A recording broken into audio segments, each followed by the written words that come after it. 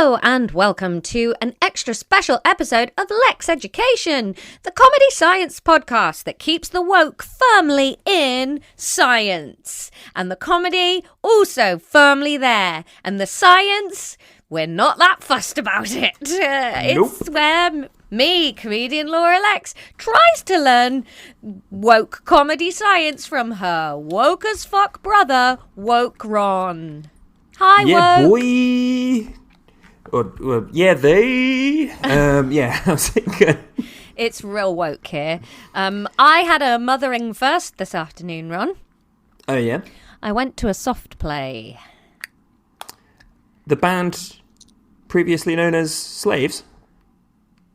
Did they change their name to soft play? Yeah, they did. That's arguably worse than the concept of slavery. Yeah. They issued a statement about it. They were like... I remember that happening, but I'd never heard of them at that point, and I did think that was overkill, needing to change the name of that band. We've started on contentious subjects, haven't we? Look at us woken about. Yeah, I actually, I just want to take a second. I'm so surprised and impressed you got that as a joke. Just like that you'd heard of them. Yeah. I thought that was going to be a joke for about 3 listeners. Do you know what? I'd only heard of it because that was around the time of the George Floyd and the big rethink on race matters, wasn't it? I feel it was more recent than that, but I might be wrong. Oh, I thought it was around then. I remember seeing it on Instagram, like their statement. But anyway, I went to a soft play and it was all right. It was not bad. But what was it called? Paradise Park in New Haven. That sounds like a hospice, but okay. Yeah, well, it's massive. I'll take you next time you're down, Ron. There's 3 separate bits of soft play. One for like teeny people, one for medium people, one for what was meant to be 6 to 11-year-olds. Obviously, a child of the podcast only went on that one. Like, oh, God. Okay, fine. Crack on. And there's like a whole dinosaur expedition. Like to get in there, you go through a whole long thing, which is all about the evolution of the world. We could do like a National Treasures meets Lexx Education day trip there, Ron, and record on a day out looking at the evolution of the world. And then there's a garden centre. You know I love a garden centre. Already got a lot of Christmas tat in it, which is getting me excited for the Christmas feels, Lovely. Ron. I'm very excited about Christmas this year. Christmas tat and garden centres is the only thing squashing down my crushing climate anxiety at the fact that it's still T-shirt weather in early October. It's not T-shirt weather in Bristol anymore. Oh, really? If that makes you feel better, yeah. It's like 20 degrees and blazing sunshine here. I've gone on to my autumn/spring jacket. Oh, Yeah. Maybe I need to move to Bristol. You should move to Bristol. Bristol's legit. Well, cut that bit, Ron. How are you? What have you been up to? I'm good. My heart is very full of love today. Why? Doing the research for this episode was very nice. I've had a Yeah? good time. Yeah, I sacked off work for large swathes of the afternoon. I did think you were texting me a lot this afternoon. I feel very passionate about this. So I've had a good day doing that. Otherwise, I'm good. I'm swamped with hobbies. For the first time in a long time yesterday, I just relaxed in the evening on my own without like wanting to make plans with anyone else. I watched Darjeeling Limited by Wes Anderson. And was just comfortable in my own company for several hours, and that's really nice. Who are you and what have you done with Ron? I know, right? I went out for dinner last night. Oh, with Tom. Oh, date night. Yeah. And COTP. No, we got a babysitter. Aww. And we went out. Was it like a surly teen? Did you have to give them 20 quid for pizza? I did joke about that on the way home, and Tom was like, who's going to drop the babysitter home? No, it's a friend who goes to our toddler group, so I'm having her child of her non-podcast. She doesn't have a podcast, she just has a child, I suppose. Yeah. I'm having her child in a couple of weeks for an event, so she came over and sat downstairs while I slept. It feels like a waste of money, though, 'cause she doesn't wake up. I'm like, God, I wish it was the 70s and I could just leave her, because what's the point? God damn those McCanns. Ugh, right? Went out for dinner and had Did you go to, what's it called, Pinocchio's? No. Did you go to Red Snapper? No. Did you go to Moshimo? No. Wow, you guys are pushing the boat out. Tell me. We went real fancy. There were only 2 of us. The bill was £195. Damn. But do you know what? It's our first night out since Chad of the podcast arrived. It was both of our birthdays in the last couple of weeks. We just wanted to treat ourselves and be a little bit spoiling ourselves. I had oysters for the first time, Ron. Oh, how did you find them? I liked it. Yeah? Like, here's a thing, though, that me and Tom were discussing. The oysters were really nice. They were really lovely. I said to him, though, if I walk into a party and they've got, like, silver bowls full of fancy foods, you know, like, caviar and little dishes of oysters, or just really, really nice French fries, I would always be happier with really nice French fries than any other food. I'm with HOTP on this one. What, you'd prefer it to be oysters or caviar? Now, you've presented kind of a split dichotomy there, because Well, those you are said... fancy foods, aren't they? Yeah. But they're not the only fancy foods. And I'm not saying I would... Actually, I probably would, because I don't get to eat those very much. But bowls and bowls of really good French fries. Wait, okay, you're saying you're saying bowls and bowls. I thought you meant just like a French fry versus an oyster. No. I mean, I don't rate it that much. You're talking to the wrong choir. I don't know what the metaphor is. But French fries, you're going wrong if you can still recognise that a French fry was a potato at one point. That is not the point of a French fry. But I don't really like chips that much. Oh, God, I forgot how much I despise you. Yeah. We haven't chatted much recently. No, we haven't. No. No. Oh, fun news, though. So on Friday, patrons will have heard our PE episode, where firstly, we talk about deep breathing. Secondly, you explain the rules of rugby to me. By the time this episode goes out, I will have gone to see a live rugby match, Ron. Ooh, which one are you going to see? Bath rugby. Oh, cool. What, in Bath? Yeah, At the on Rec? Saturday. Oh, nice. Yeah. That's fun. Who are you going with? Yeah. I'm going on a hen party. Oh. And I have to go and see a rugby match. Rugby is a lot of fun. I went to see the rugby at the weekend. Yeah, you went to see Scotland versus Romania with sports correspondent Max, who has agreed to do a segment with us if we want to do that. Ah, Nutella? Yeah. Oh, Max. I will do that with him in exchange for one invitation to his wedding. What, so you're going to ask him for 2 things? Yes. Or he can replace that wily fox Noah in the Patreon. So, gentle boy of the podcast, who offered to join the Patreon despite the fact he's not a listener. Came to the live show. Listened to the intros and outros that you featured in, and then said to me at the gym the other day, I really liked it. I might just listen to the intros and outros from now on. I think they're the best bits. I agree. They're certainly my favourite bit of this shitty donut. The middle bit just feels stressful, but not today, because today's a special episode. Today is a special episode. Yeah. So I'm going to see a rugby match. Fun. That's very exciting. Bath. I'm nominally a Bath supporter. I was a Bath supporter when I was a child. Who Bath are playing? Let me have a look. Bath rugby fixtures. Oh, they're playing Exeter. Oh, that's a local derby, basically. Oh, Exeter Chiefs. That's a good game. That'll be fun. Are they still called Exeter Chiefs? As far as I know. I don't know if that's like a Native American thing. Well, looking at their logo, it is. Oh. But yes, they are still called the Chiefs by the look of this logo. Interesting. Yeah. Hey, don't our cousins support Bath Rugby? That logo looks I'm pretty sure familiar that's why now, I was a fan, because Auntie Sue of the podcast bought me a shirt when I was a kid. Oh, well, I'm going to see them on Saturday and I'll report back as to whether I understand it so much more having had our PE lesson. Nice. The Rec's a good ground as well. That's where I saw my first ever game of rugby. Maybe I'll start playing too, Ron. Do. It's a really fun sport. I won't. No, you won't. No. I would hate to play rugby. It looks horrible. I don't want anything to bash up my beautiful, beautiful face. No. Tom should play rugby. Yeah, he'd be a good second row. Yeah. Yeah. Yeah, in the scrum. In the scrum. Yeah. What else? What else? My band booked our first gig.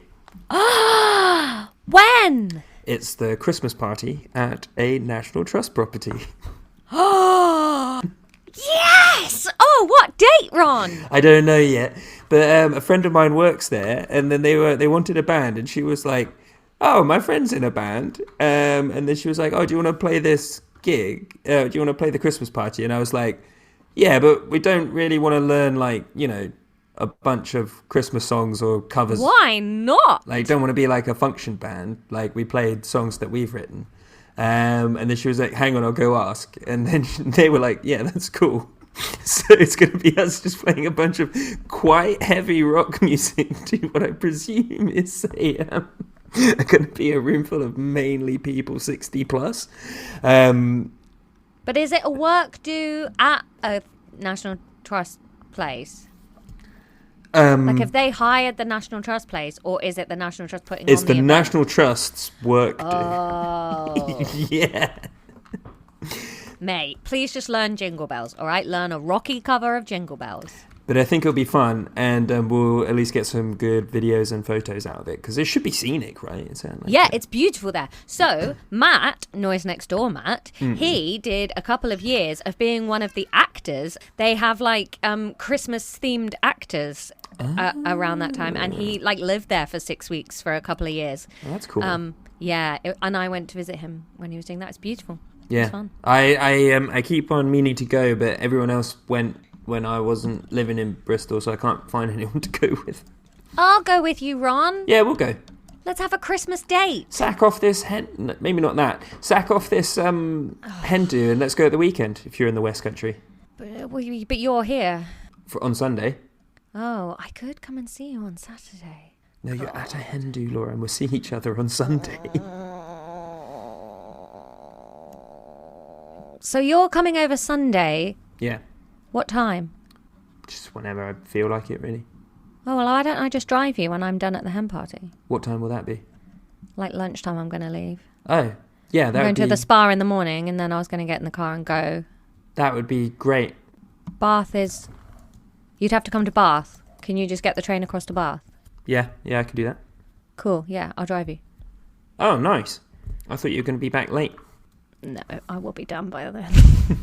I don't know anyone going except the hen, and I haven't seen her for about a decade, so I'm not good at small talk with strangers. That is fair. That's very fair. There's a good chance I'll ring you Saturday night and come and stay at yours. Yeah, you're very welcome. Anyway, Ron, what are we doing today? It's the end of Gentle Boy of the podcast's favourite bit, and it's time for the episode. Yeah, fuck off, Shizzy. Get out of here, you gentle little man. It's been a horrible week in the news. Yeah. The Conservative... who I regret voting for now. I regret every time I voted for them, and all those kisses I give my posters of Liz Truss. Yeah. Why do I keep falling... every time they say they're different, and I go, go on then, one more general election, lads. Oh, you trickoed me again. See, I've got faith in them, though, because, the first 13 years of my life, I was nothing. I was boring and ugly, and then when I hit 14, 14 through now... Look at me. Maybe this is just their puberty era then. Yeah, that's why they're striking out. They're getting a bit old. Keep voting for them. Just keep voting for them. Well, yeah, got to back them. Got to back the lads. Yeah, who else are we going to back? Other people? Well, no. Let's be real. I'm not fucking backing Keir Starmer either, but... I love him. I don't. He's basically one of them, but he's another option to vote for them, isn't he? One of them, but, yeah... But just pasty looking. Yeah. Less sure of himself. That's good. That's nice. I like it. Anyway. Did you volunteer for the Greens in the end? They are still trying to work out what they want to do with my skill set. kiss it. Which is frustrating because I do want to help. I've eaten so much chocolate, Ron. I feel alive. Yeah, I feel really alive too. Really nice chocolate too. Anyway, Laura, I'm trying to introduce the episode. 34% hazelnut. Yes, that is grand. That's a lot of hazelnuts. Yes. Hazelnuts refreshes your breath naturally. So, it's been a horrible week in the news. Conservative Party conference has been an absolute clown shower of shit. So we decided, A, as it's pretty scary and it's Halloween month, and B, as it's episode 69, which is pretty gay, we were going to do an episode on LGBTQ plus people in science. Yeah, they tell us that they're going to cut the woke out of science. We say science isn't about chasing down an ideology, you morons. It's about just going with the facts, even if they feel wrong and probably are wrong. You have to say yes to them to Ron in the quiz. I'm not going to hang my hat on that, but... I thought that was a pretty good summation. Science changes. Science does change. Woke is a good thing. Let's not and what we learned at primary that's an school insult. And it was also, not the be-all and end-all of all the facts. It was a summary of basics. No, but I think designed for children. I think what you'll be surprised about here is how long ago a lot of this stuff was, because science has always been woke. Yeah. Remember when they killed Galileo? Yes. Yeah.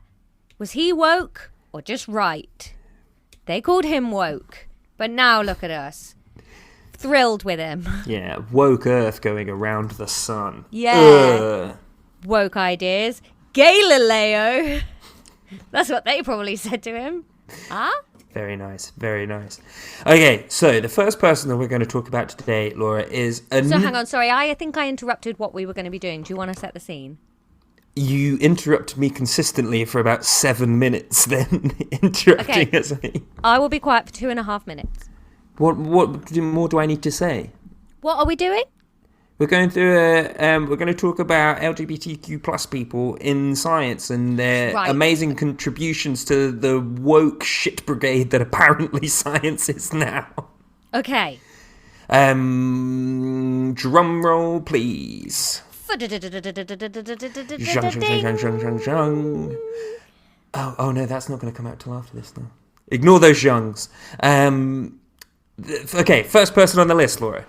Why are you frowning at me? First person on the list. A name I knew, but I had no idea what he did. Marco Pierre White. No, I know very well who Marco Pierre White is. Tracy Chapman. I know very well who Tracy Chapman is. Franz Ferdinand. I know both Franz Ferdinands. Chris Akabusi. I don't know who Chris Akabusi is, but Maybe I've heard Chris that Akabusi. name. No, it's not. It's George Washington Carver. Oh. You ever heard that name before? Yes, but only in the context of being at a dinner party with the late president and offering him a sparkling wine. Very nice. Very, very nice. I'm very formal when I'm waitressing. George Washington Carver.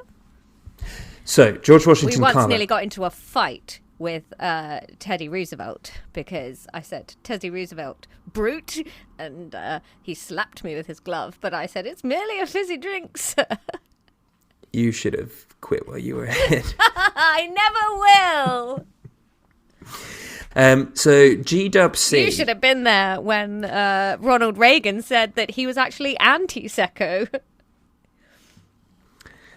Can we do some of the content? Yes. George Washington Carver. He was a chemist and a botanist, Laura. He loved bottoms. You've eaten too much chocolate.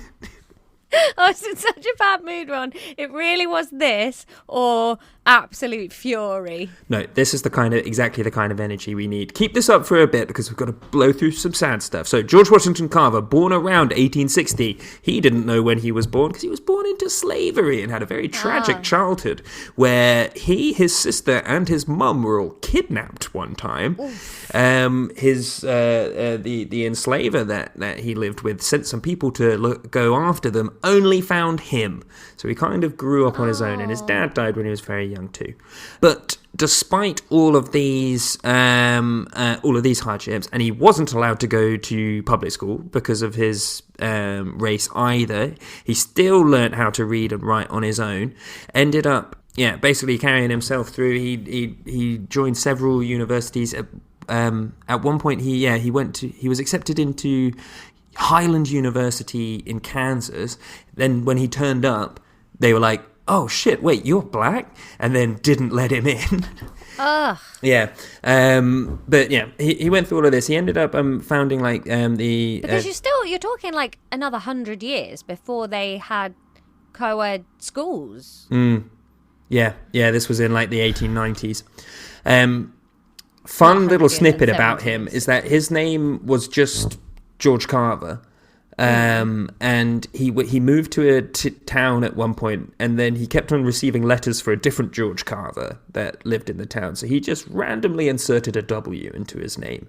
And then at one point, because George Washington, someone joked with him, "Oh, what's the W for, Washington?" And he just went, "I don't know. Yeah, sure." And then went by that for the rest of his life. Stop asking me stupid questions. I've got bottoms to look at. So, as you might imagine, at the time, so he lived in Kansas, right? Lots of... Do you know what the main export of that area of the world would have been at the time? Kansas. Gold. No. Oil. No. What were all the slaves doing, Laura? Oh, cotton. It was cotton, yes. So you had all of the farmland around there getting rinsed for cotton, right? What George Carver sort of nailed down the science for was crop rotation and why we have to do that. So, do Putting you know why nutrients back in the soil? One specific nutrient? Do you know? Nitrogen. It is nitrogen, yeah. So humans have been doing. Peas put it back in. Peas do. Yeah, legumes are really good for it. I know things, Ron. Well, yeah, you're good at plants and that. Yes. Humans have been doing this for thousands of years. Meristem. There's evidence of Egyptians doing it like 6,000 years ago. The book I'm reading at the moment, set in, well, now it's the 13th century, 14th century, sorry, they have just started doing that in feudal farming. But nobody really knows why. They just know that it does help. Yeah. So George Washington Carver basically worked out why that helps. It's, plants need nitrogen. Nitrogen helps them make amino acids. Amino acids help them make proteins. And then certain plants, when you're in the wild, it's a nice mix of all the plants, right? So it's getting taken out and put into the soil at basically equal rates. When you have a field, you have what is called a monoculture, where it's just one plant. It's basically a desert. No, it's a monoculture. Yeah, a desert. Why would that be a desert? Because that's a monoculture of sand, and this is a monoculture of just one thing, one plant.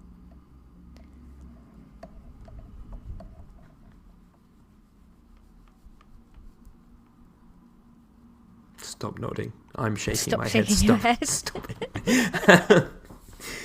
No. But then you have a monoculture, and you have a plant like cotton, which is just taking nitrogen out of the soil. Soil's going to get real fucked up, yeah? Yeah. It's going to get bullied. So he basically formalized all of this, and he was getting people to rotate in sweet potatoes and especially peanuts. He was very associated with the peanut.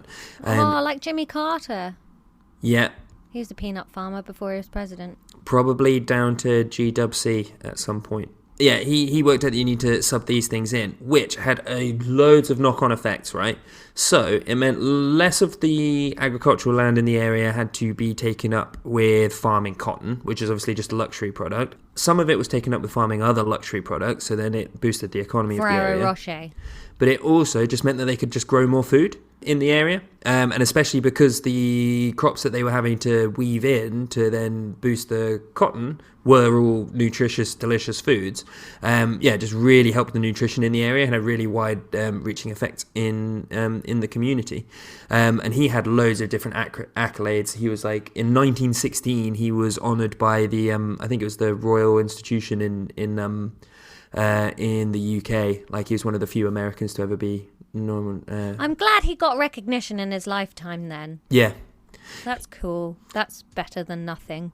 Yeah, overall very good bloke, and got to see that. He obviously stopped sort of working. He founded a bunch of institutions and has probably raised a lot of people out of food poverty because of the stuff that he did, got to live the rest of his life happily. He was one of these sort of confirmed bachelors. Get to start Oh, okay. But lived the last decades of his life with the person who's presumed to have been his lover. Yay! Yeah, we like George Washington Carver. Big fan of the GWC. Yeah, good guy. The next person that we're going to learn a little bit about, Laura, is a woman called Sarah Josephine Baker. Different from Josephine Baker, I assume. Who's Josephine Baker? Wasn't Josephine Baker the fruit dancing lady? Maybe it's different to that. Sure, Josephine Baker was that cool woman that she was French and she danced and she was a famous dancer. Yeah, of fruit hat fame, right? I think so. Yeah, I know who you're talking about. I'm pretty sure that was Josephine Baker. Yeah, I think I'm right. She's gorgeous. She was like an activist and spy. Yeah. But no, not okay, her. But this is a different one. This is a different lady called Sarah Josephine Baker, who was a Quaker. Oh, I've Googled her. I would find her less sexy dancing. She looks more like a librarian.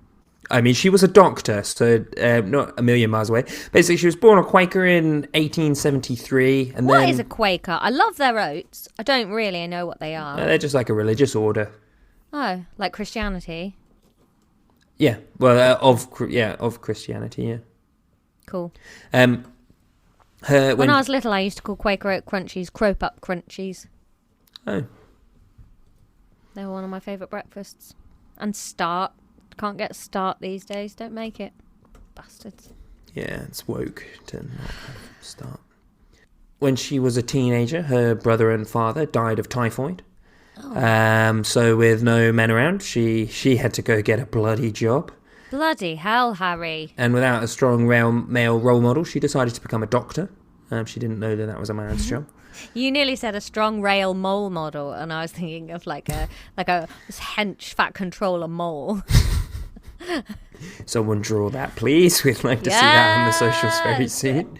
A strong rail mole model.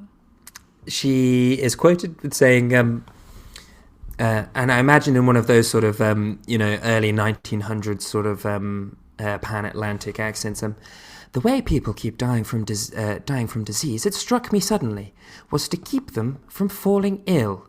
Healthy people don't die. It sounds like a completely witless remark, but at that time it was quite a startling idea. Yeah, champagne glasses getting dropped in surprise. Oh, heresy! Burn the witch! So she studied to become again, Ron. To hark back to this book that I'm reading at the moment, set in the 14th century, they're going through the plague at the moment, and one of the nuns is just in trying to persuade them all to wear masks on their faces, and everybody's going, no, I'm not going to wear masks. It's ridiculous, like the stick in the mud monks and stuff. And she's got this thing about like there should be two separate areas of the hospital, one for the plague and one for all the other stuff going on. Because I think it's airborne, and they're all going, no, it's the humours, it's nothing to do with that. And it's very telling to nowadays. Yeah, I think people back, I don't know if anyone was quite that advanced in their thinking of it back then, but they did think it was passed on by diseases could be passed on by bad smells. So when you see like those plague doctors with like the beaky noses, those beaky noses were full of potpourri to get rid of the smell. Yeah, and I'm assuming that this is based on some sort of factual accuracy, but the reason that like the church were anti a lot of the learnings like that, like the wearing masks and stuff, like in this case the characters learned it because she knows somebody that a tradesperson that's come from Italy and brought news of how they're coping with it in Italy. But then the church are like, no, because the Italians are doing it based on Muslim teachings, so we're not going to do it because it's all heresy. But I think the early it's Islamic so good scholars, people don't they don't worry about all of that stuff anymore. They just kind of take good ideas and run with them. Yeah. But I think some of the Islamic scholars like starting to think about the spread of infectious diseases, but they thought it was energy from the eyes. like if you looked at a sick person, that the way you saw was like beaming out energy from your eyes was how you saw, and so you could pass on diseases by looking at someone if you were ill, because your energy would leave your eyes. Interesting. Yeah. I'm assuming that's based in some sort of historical realism. Yeah. I don't know. But yeah, it's been a really interesting book to read, given like everybody being like, I will not wear a mask. And When was like, it you're written? literally 25 years ago, a long time ago. Yeah, I was just wondering if it was that thinly veiled about COVID, or if it was just... No, it's way older than that. That's cool. But anyway, SJB, Sarah Josephine Baker, a bit of Sarah Jessica Parker energy to that name, actually. Sarah Jessica Parker. So she... I'm sure I know someone with a dog called Sarah Jessica Parker. Anyway. Maybe you do. So she went to work in an area called Clinton in Manhattan, which at the time was known as Hell's Kitchen, because so many people were dying there all the time. It was considered the worst slum in New York. The worst slum in New York. Hey, I'm dying here. Yeah, I got the typhoid. 4,500 people dying every week. Bloody hell, Harry, that's a lot. 1,500 of them babies. Oh. Yeah. Is typhoid the badger one? No, it's tuberculosis. More on that later. What's typhoid? Typhoid Disease. Mary. Is that a thing? Hold that fucking thought, Laura. Okay. We'll come on to that in a second. My brain really is like a jumble of soupy words. Just Yeah, one floats to the surface. Alphabety spaghetti. Hang on, it's like convening with the spirit world. I'm like, hold on, something's coming through. I've got a name. It's Typhoid Mary. Is that connected in it? Does anybody know? Mary? It's more like when you're typing something into Google. Did you mean this? Did you mean that? No, I didn't. Let me finish my sentence. Most of the deaths for infants were caused by dysentery, although obviously dysentery is caused by unhygienic conditions. So a lot of this was very preventable, and just down to the fact that nobody, you'd have a kid at probably like 12 or something in those days, and nobody's teaching you how to do it. So that's kind of what she focused on and really pioneered the way for, is preventative medicine, stopping people from ever getting ill and then they don't die. So she, the thing that she's really well known for is she taught mothers how to properly care for their babies. She invented formula for babies so that mothers could support their families and stuff, aside from just having tits, and that made people a lot healthier. And I suppose if you've got a high death in childbirth rating, then formula is integral for babies that survive the birth and the mother doesn't, being able to continue even if you can't get a wet nurse or somebody else. Yeah. So lots of good stuff there. And early, this is directly from Wikipedia. Early in her career, Baker twice helped to catch Mary Mallon, also known as Typhoid Mary. Yeah, that's what I said about her. Yeah, I didn't know that Typhoid Mary was a real person. I thought it was like a saying thing. Typhoid Mary Celeste. Do you know anything about Typhoid Mary? No. So there were seven. So it says Mallon was the first known healthy carrier of typhoid. So she was a cook in New York. So she started several outbreaks because she presented no symptoms, was completely healthy herself, but was infectious. And there were a couple of people they found like this, but she was the first one. And then when they found her, she just had to live in isolation for the rest of her life. Oh no! Yeah. Which is why she was famous, because she was just like around living on her own all the time because she just had typhoid. What is typhoid? Let's find out. I bet it's just a Is it like a virus. lung disease? It feels like a coughing thing. Yes, it feels like people still get it? Yeah.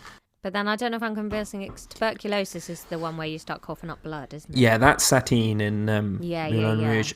Typhoid fever is caused by a salmonella bacteria. Oh, like a food poisoning. So it's a fever. Yeah, so it's sweating in a bed, someone with a cold towel. But now we just have antibiotics for it? I imagine so, yeah. Or has it been eradicated? I don't know. I thought only one disease had been No, we got a vaccine for it now. Oh. Yeah.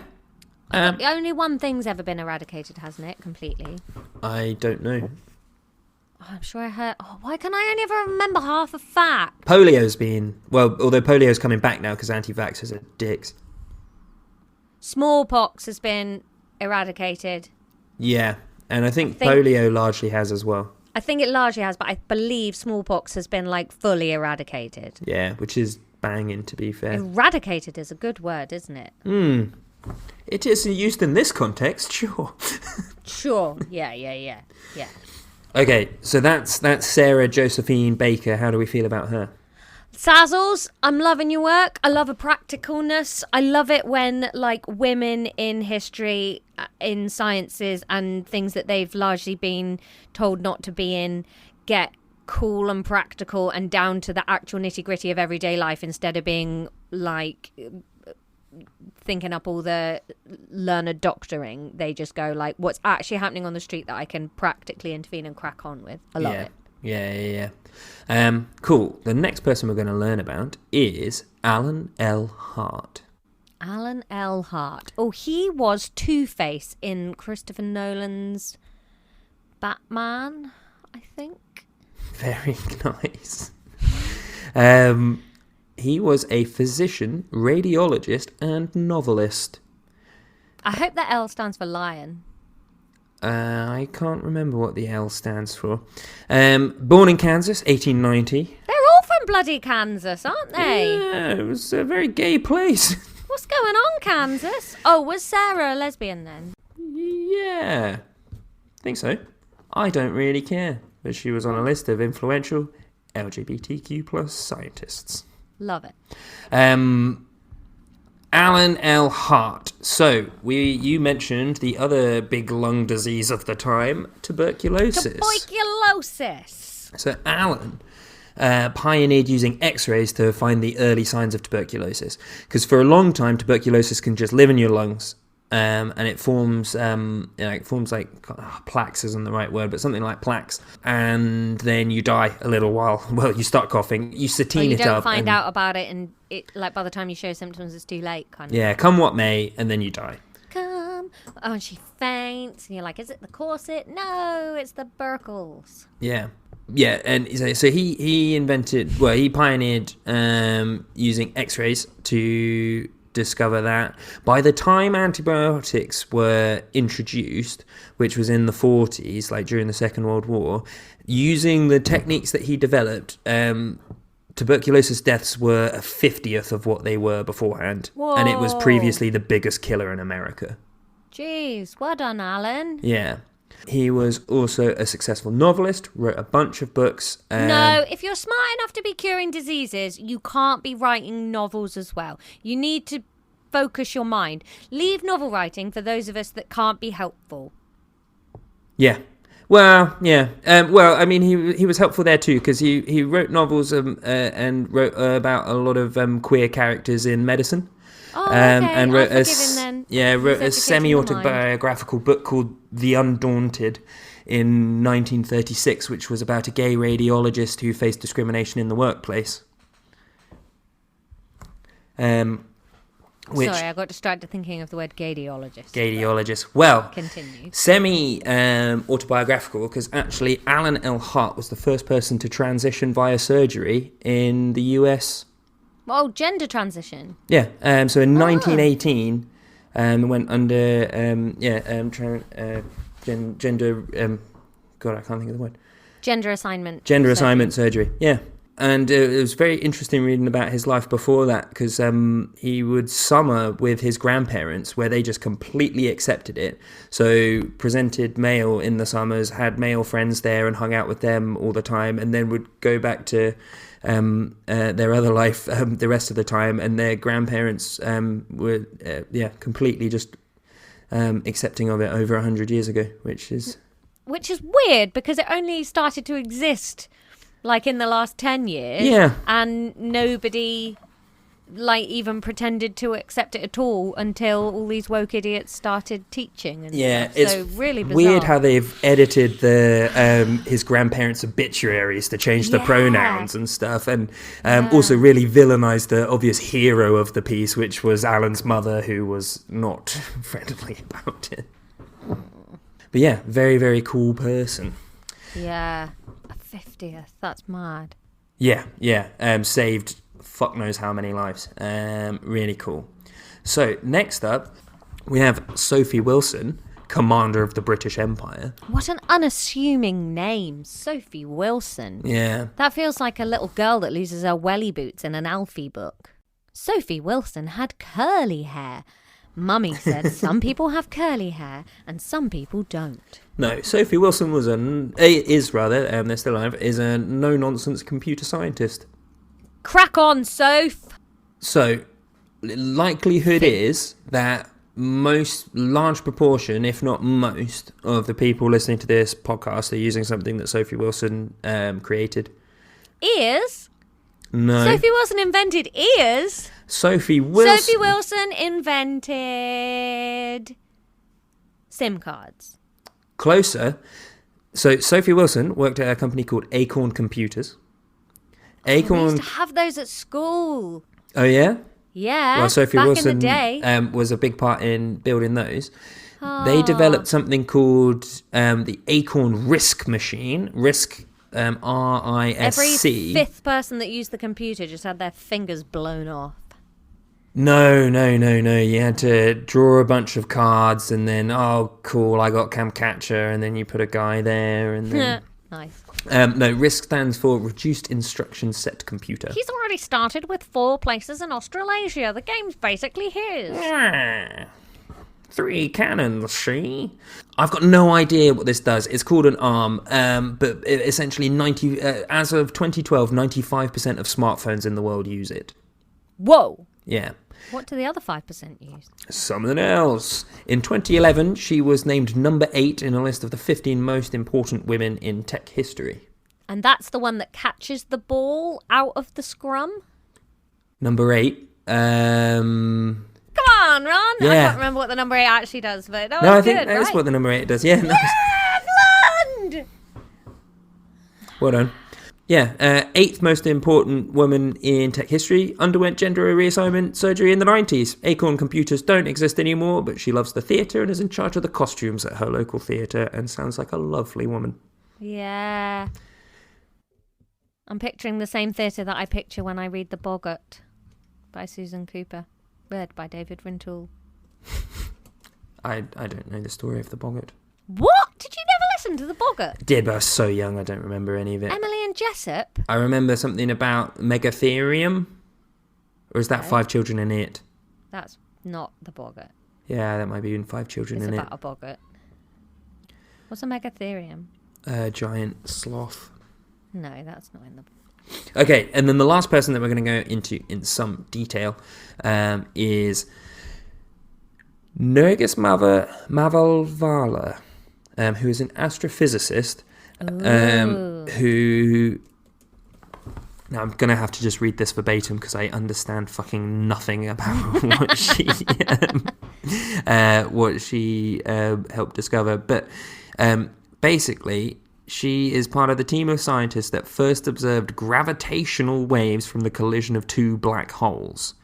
Gravitational waves, extremely faint ripples in space-time, were previously unproven phenomena predicted by Einstein in his theory of general relativity.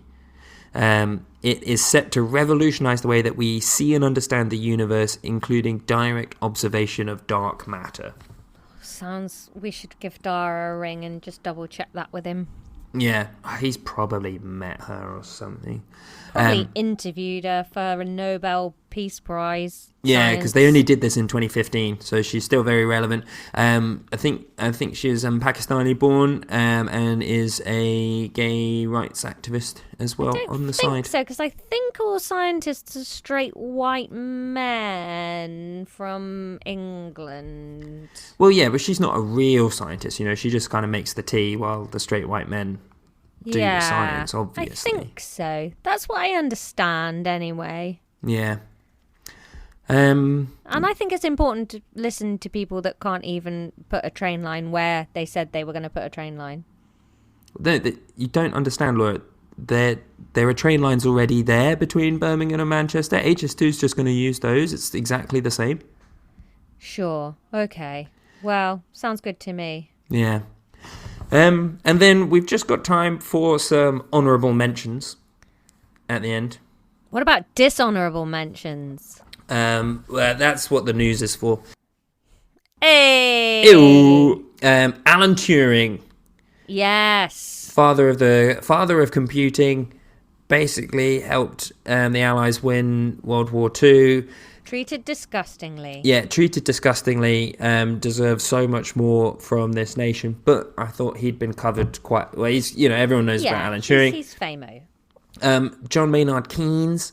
There was a college named after him at my university. He was a very fundamental economist, which is maths, but not really science, so I didn't include him, but also I thought Tories should like him because he was an economist. So I didn't know that he was LGBT. Yep. A guy called Magnus Hirschfeld was very, very cool. He was a sexologist and an LGBTQ plus activist.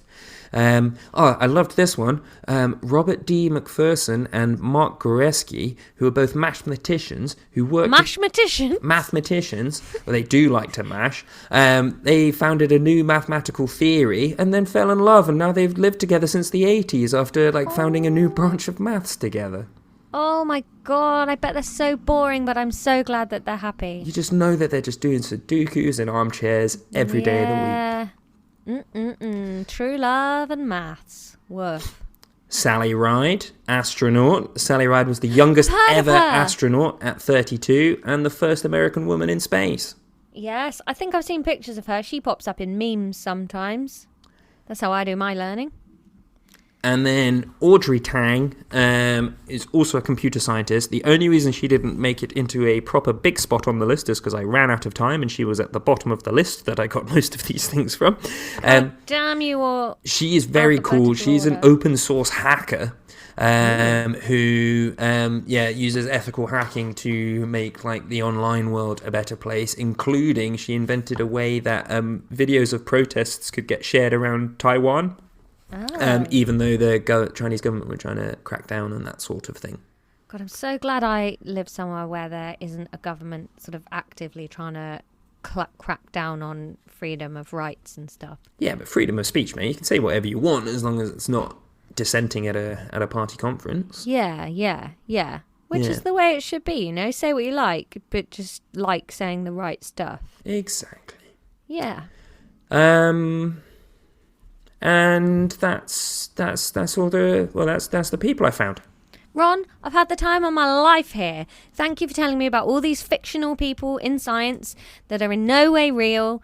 That you won't be hearing about from next week. Nope.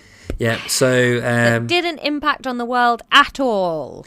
So just if everyone listening, the takeaway from this is that Tories aren't allowed to use computers, spit tuberculosis into them and dirty their babies because they don't deserve any of this. Boo! Class affirmed. Class affirmed.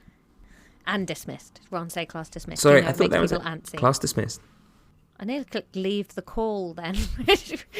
I need to stop recording, not just walk away. Hang on. Hey everybody, this is Ron. I hope you enjoyed that episode. We just wanted to drop in a quick note to say that if you are an LGBTQ plus listener and you're looking for a safe little cuddly corner of the internet to hide in, drop us a message either at lexeducation@gmail.com, or you can find us on Twitter, Facebook or Instagram or anything, and you are very welcome to join our Patreon Discord channel, usually only for patrons, but just let us know and you're very welcome. We love you.